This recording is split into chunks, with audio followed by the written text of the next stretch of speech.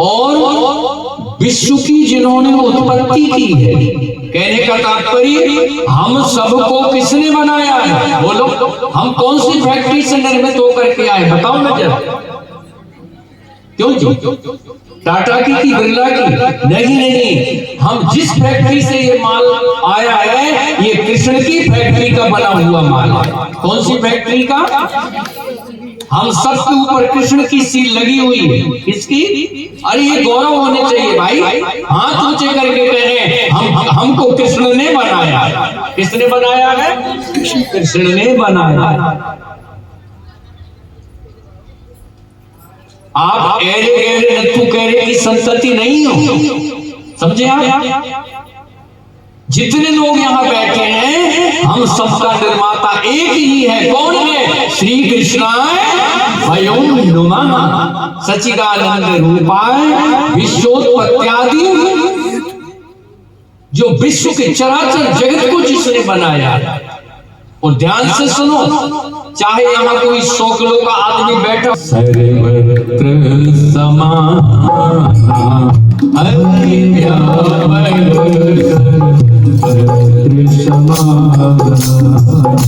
प्रेमित प्रकट मोही में जाना, प्रेमित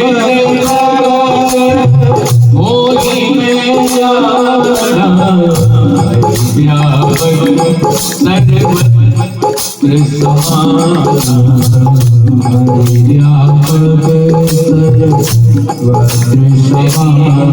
पूज्य गोस्वामी तुलसीदास जी की कपपूत वाणी का आप अभी श्रवण कर रहे हैं।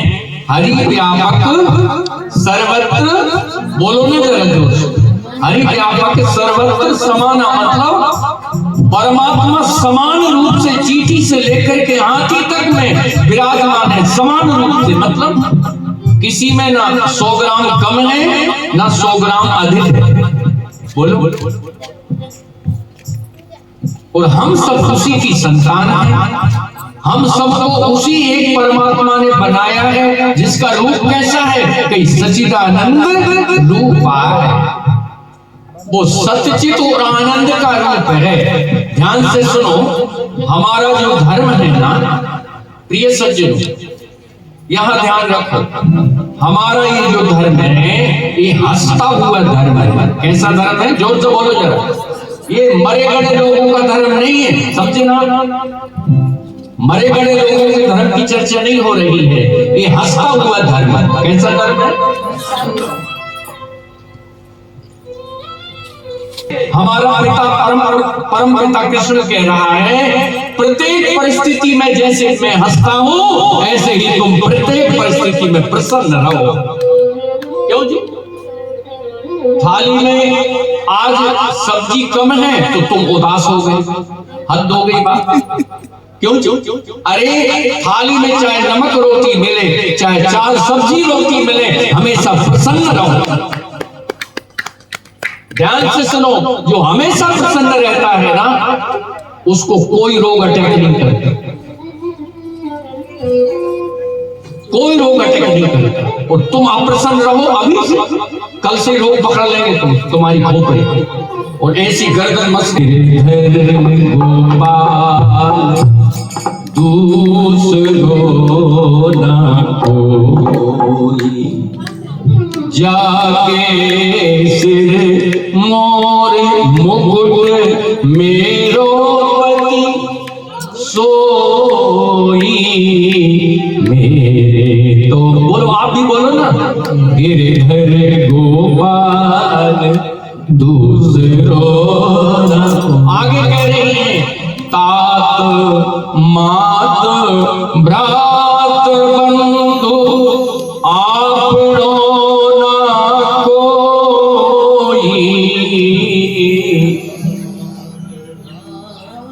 वो तो जो कुछ है गोविंद ही है। ध्यान से सुनो, महापुरुषों ने लिखा है कि गोपियों से भगवान के कितने संबंध है? बोलो। क्यों जी? आओ ध्यान से सुनो, आ जाओ हमारी तरफ आ जाओ, थोड़ा 2-2 हाथ करते हैं। अर्जुन ने कृष्ण से प्रश्न किया भगवान श्री कृष्ण से अर्जुन ने प्रश्न किया, कहे केशव आपका सबसे प्रिय कौन है? आपके तो इतने भक्त हैं, आपका सबसे प्रिय भक्त कौन है? तो भगवान ने कहा, है अर्जुन, मेरा अगर कोई प्रिय है तो गोपियां मेरी सबसे ज्यादा। अभी तो भूमिका है नीरज जी के चरित्र की, क्योंकि किसी भी चरित्र को सुनना है तो पहले उसकी भूमिका सुननी पड़ेगी। क्यों जी? गोपियों से 6 प्रकार के संबंध। कितने प्रकार के? जोर से बोलो जरा। गोपियों से 6 प्रकार के संबंध हैं। ऐसी ब्रज की कोई गोपी नहीं जिसका दुग्धपान भगवान श्री कृष्ण ने ना किया हो। अब बजाओ ताली। ऐसी ब्रज की कोई गोपी नहीं जिसकी गोदी में बैठ करके कृष्ण ने उसका दुग्धपान ना किया।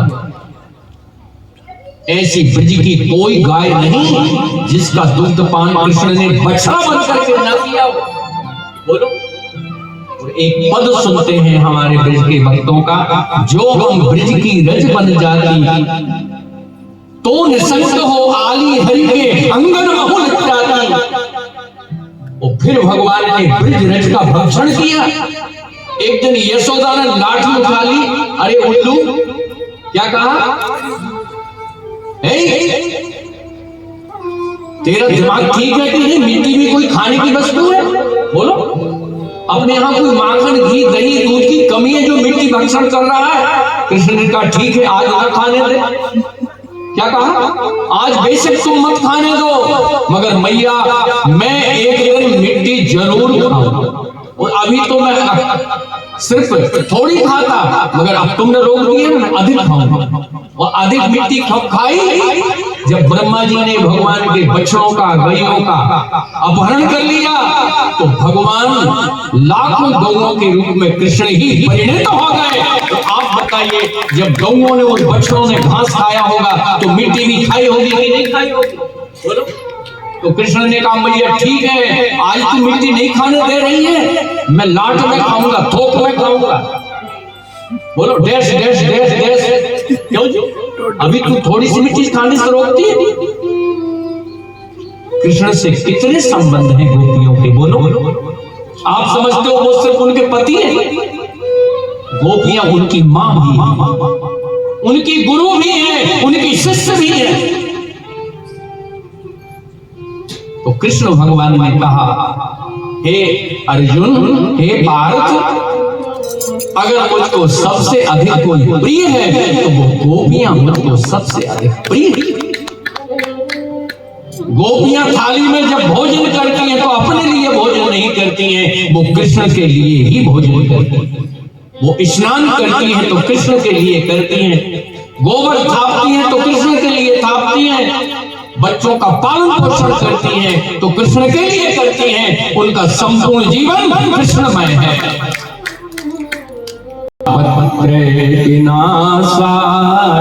श्री कृष्णाय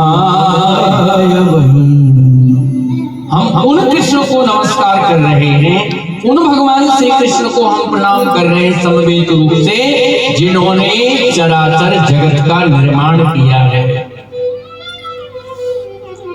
देखो, लोग कहते हैं ना हमारे जीवन में दुख बहुत है ना? बोलो। दुख जीवन में कब आते हैं? जब आपने कोई पाप किया तो वही आगे चल करके दुख बन करके आएगा। क्या बन करके आएगा? बोलो ना। तुमने आंख बंद करके आहार लिया, आइसक्रीम खा ली, फिर चाय पी ली, बोलो, दही बड़ा खा लिया, फिर जलेबी खा ली या खीर खा ली। जड़ को कौन काटेगा भाई? पाप की जड़ कैसे खत्म होगी? जो प्रेजेंट में हमको दुख मिल रहा है, वर्तमान में दुख मिल रहा है, ये क्यों मिल रहा है? क्योंकि पाप घना है, पाप बड़ा है।